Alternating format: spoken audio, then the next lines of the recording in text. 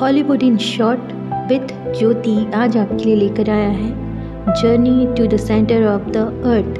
ये एक science fictional movie है और बहुत शानदार है। दोस्तों, कहानी की शुरुआत में प्रोफेसर ट्राइवर को दिखाया जाता है जो एक ज्वालामुखी शोध करता है। उन्हें उनका एक को प्रोफेसर बताता है कि अब तुम्हारे भाई की लैब को बंद किया जा रहा है। ट्राइवर उन्हें ऐसा करने से मना करता है, पर वो कहता है कि पिछले 10 सालों से तुम्हारा भाई लापता है। उसके बारे में हमारे पास कोई जानकारी नहीं है और अब हमारे पास लैब के लिए कोई फंड भी नहीं है। ट्राइवर अपने घर आ जाता है जहां उसके भाई की वाइफ अपने बेटे शॉन को ट्राइवर के पास कुछ दिनों के लिए छोड़ने आई थी। साथ ही वह मैक्स का एक बॉक्स ट्राइवर को देती है। जब उस बॉक्स को ट्राइवर खोलता है तो उसमें मैक्स का सामान रखा होता है, जिसमें किताब भी होती है जिसका नाम होता है journey to the centre of the earth, जिसके राइटर मिस्टर जूल्स थे। ये एक फिक्शनल बुक थी। जब ट्राइवर बुक को ओपन करके देखता है तो उसमें मैक्स के कुछ नोट्स दिखाई देते हैं, जिसमें 3 जगहों के नाम लिखे होते हैं, बोलिविया, मंगोलिया और हवाई। अब ट्राइवर शॉन को लेकर लैब में आ जाता है। वे कंप्यूटर में इन जगहों को एनालिसिस करते हैं और पाते हैं कि इन तीनों जगहों पर ज्वालामुखी है और इनका वातावरण भी पिछले 10 सालों से एक जैसा है जब उसका भाई लापता हुआ था। वे कंप्यूटर में देखते हैं कि इन तीनों जगहों के अलावा एक और जगह है जहां ज्वालामुखी है और वो जगह है आइसलैंड। और अब ट्राइवर भी वहाँ जाना चाहता है। वो शॉन को बताता है कि मैं और तुम्हारे पिता हमेशा ज्वालामुखी ट्यूब के बारे में शोध करते थे और संभावना है कि ज्वालामुखी के अंदर ऐसे रास्ते हैं जो कि धरती के केंद्र तक जाते हैं। और मुझे लगता है कि मैक्स इसी की खोज में 10 साल पहले आइसलैंड गया होगा। ट्राइवर अपने भतीजे को अपने साथ नहीं ले जाना चाहता था, पर वह मजबूर था। अब दोनों आइसलैंड के लिए रवाना हो जाते हैं।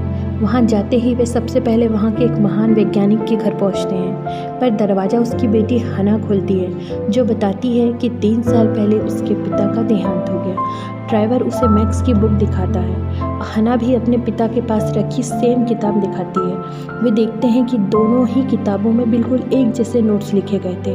हना कहती है कि उसके पिता को इस किताब पर बहुत ज़्यादा यकीन था।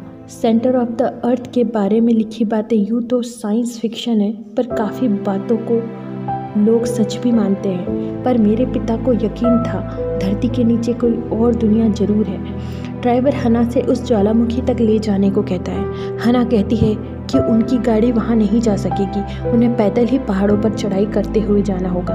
अगले दिन सभी पहाड़ों पर चढ़कर ज्वालामुखी के पास पहुँच जाते हैं, जहाँ ट्राइवर को वो मशीन मिल जाती है जो मौसम की जानकारी दे रही थी। ट्राइवर उसे निकालने की कोशिश करता है, तभी वहाँ बिजली चमकने लगती है और मशीन की एंटीना के कारण बिजली ट्राइवर के आसपास गिरने लगती है। सभी डर जाते हैं और एक गुफा की तरफ भागते हैं, पर ट्राइवर अभी भी उस यंत्र को निकालने में लगा होता है और जैसे ही वह उसे निकालता है बिजली गिरने लगती है। तब हना ट्राइवर को उस मशीन को फेंकने के लिए कहती है। जान बचाने के लिए ट्राइवर उस मशीन को फेंक देता है। तभी बिजली गुफा पर गिरती है और गुफा का रास्ता पत्थरों से बंद हो जाता है। अब तीनों गुफा में फंस जाते हैं।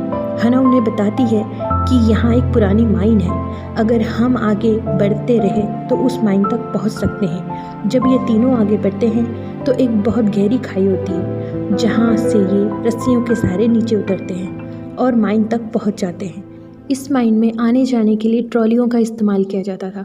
सभी ट्रॉलीज में बैठ जाते हैं और ट्रॉली बहुत तेज़ी से नीचे की तरफ चलने लगती है। ट्रैक्स पुराने होने के कारण कई जगहों से टूटे हुए थे, पर वे किसी तरह उस जगह को पार कर लेते हैं। पर आगे चलकर तीनों की ट्रॉलियाँ अलग अलग ट्रैक्स पर चली जाती है। ट्रैक्स खत्म होने वाले थे, इसलिए हना और ट्राइवर दोनों ही किसी तरह कूदकर अपनी जान बचाते हैं। पर ट्रॉली के टकराने से गुफा की दीवार टूट जाती है और दूसरी तरफ का रास्ता खुल जाता है। तब तक शॉन भी वहां पहुंच जाता है। ये तीनों उस रास्ते से दूसरी तरफ जाते हैं तो हैरान रह जाते हैं, क्योंकि वहाँ पूरी दीवारें हीरे से जड़ी होती हैं। शॉन अपने बैग में बहुत सारे हीरे भरने लगता है। तभी इन्हें कुछ टूटने की आवाज़ आती है। ड्राइवर समझ जाता है कि जिस जगह वे खड़े हैं ये ज्वालामुखी के अंदर पाया जाने वाला ऐसा पत्थर है जो कांच की तरह पतला है। जरा सी हलचल से ये टूट सकता है। वो शॉन से कहता है कि वो धीरे धीरे यहाँ से आगे बढ़े, पर शॉन जब आगे बढ़ रहा था तब उसके बैग से एक हीरा नीचे पत्थर पर गिरता है और वो पत्थर टूट जाता है। तीनों नीचे की तरफ गिरना शुरू हो जाते हैं। वे उस गहरी खाई में कई मिनटों तक गिरते ही जाते हैं पर नीचे सतह तक नहीं पहुंचते। तब ड्राइवर हना और शॉन को बताता है कि जूल्स की किताब में इस बात का जिक्र किया गया है। ये खाई शायद कई हजार सौ मील लंबी हो सकती है और जब आप तल के नीचे तक पहुंचोगे तो वहाँ पानी की एक स्लाइड होगी। कुछ मिनटों बाद सच में वहाँ पानी की स्लाइड होती है जहाँ वे तीनों गिरते हैं। फिर सभी एक पानी के बड़े से तालाब में जा गिरते हैं। पानी से बाहर निकलने पर उन्हें वहाँ बहुत सारे पक्षी, जो नीले रंग के चमकते हुए पक्षी थे, दिखाई देते हैं जो ऊपर धरती में लुप्त हो चुके हैं। ये तीनों गुफा से बाहर निकलते हैं और बाहर का नज़ारा देखते हैं तो चौंक जाते हैं क्योंकि वहाँ एक पूरी अलग दुनिया होती है। ड्राइवर को समझ आ जाता है कि उसका भाई बिल्कुल सही था।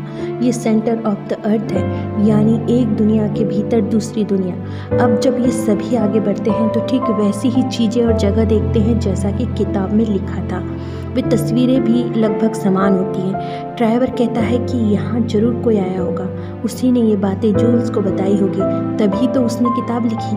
यानी यहाँ से कोई बाहर निकला है तो हम भी निकल सकते हैं। आगे चलने पर पेड़ पर बना एक घर उन्हें नज़र आता है जहाँ उन्हें पता चलता है कि ये घर मैक्स ने बनाया था क्योंकि वहाँ मैक्स की डायरी और नोट्स मिलते हैं। तभी बाहर हना को मैक्स की डेड बॉडी मिलती है।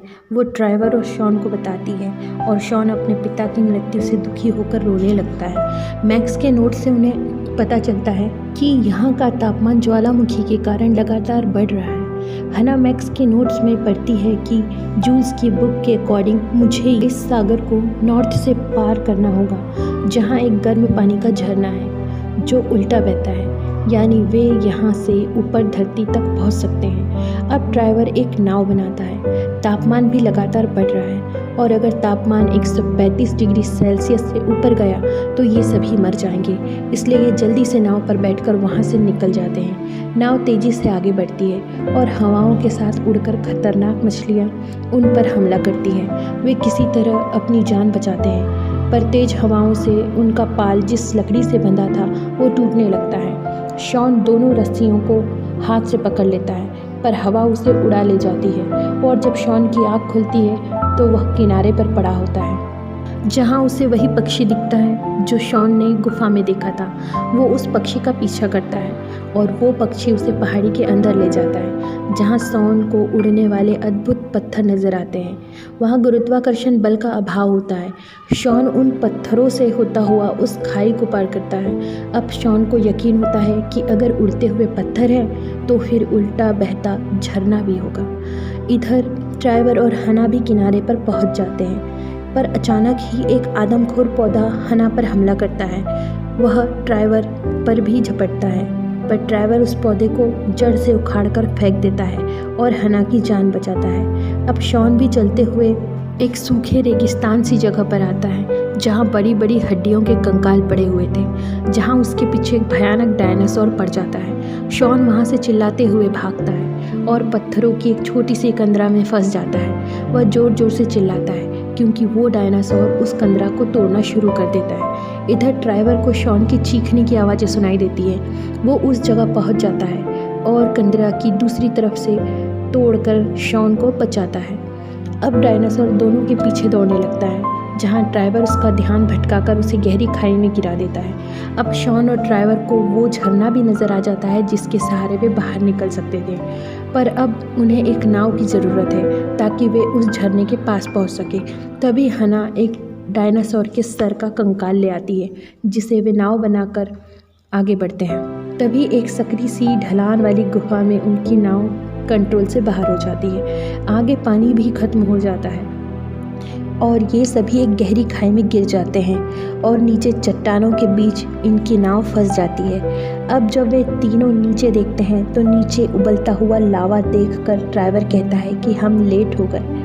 जो गर्म पानी था वो खत्म हो गया और दोबारा पानी जमा होने के लिए वक्त लगेगा क्योंकि इसी पानी को लावा गर्म करके स्टीम की तरह प्रेशर से ऊपर फेंकता है जिससे कि हम बाहर जा पाते, पर इतनी देर में तो हम गर्मी से मर जाएंगे। तभी हना को ज्वालामुखी की दीवारें देखकर कुछ समझ आता है। वो कहती है कि इस दीवार से पानी का रिसाव हो रहा है, इसका मतलब है कि इन पत्थरों के उस पार बहुत सारा पानी है। इन दीवारों में मैग्नीशियम की मात्रा भी काफ़ी होती है, जिसे विस्फोटक की तरह यूज़ करके दीवार को तोड़ा जा सकता है। सब मिलकर दीवार में ब्लास्ट को अंजाम देते हैं, जिससे पानी ज्वालामुखी के अंदर गिरता है, जिससे वहाँ अत्यधिक दबाव वाली भाप पैदा होती है और इनकी नाव तेज़ी से ऊपर की ओर उठने लगती है। ये लगातार ऊपर की तरफ बढ़ते जाते हैं।